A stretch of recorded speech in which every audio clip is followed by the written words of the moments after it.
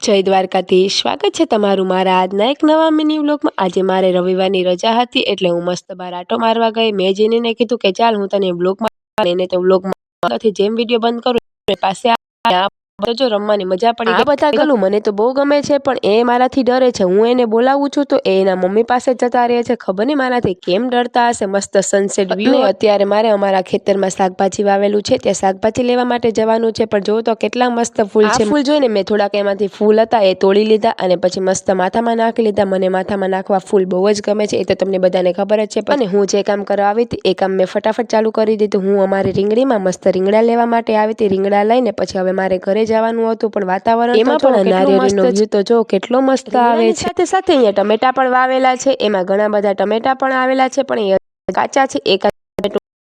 આ એક રીંગણીમાં તો જો કેટલા મસ્ત મોટા મોટા રીંગણા આવેલા છે પણ એ અત્યારે આપણે તોડવાના નથી અને કેટલા મોટા થઈ ગયા છે। એટલા દિવસ છે હું ઘરે નથી એટલે મને કઈ ટાઈમ પણ મળતો નહીં એટલે હું ખેતરમાં આટો મારવા પણ ન જતી। અમારે અહીંયા મરચી પણ મસ્ત વાવેલી છે, એમાં ઘણા બધા મરચા પણ આવેલા છે। ભાઈએ મને કીધું કે મારે રીંગણાનું શાક નથી ખાવું, મારે દાળ ભાત ખાવા છે એટલે મેં મસ્ત દાળ ભાત બનાવી। વિડીયો ગમ્યો હોય તો લાઈક શેર સબસ્ક્રાઇબ કરવાનું ભૂલતા નહીં। તો હવે આપણે મળશું કાલે।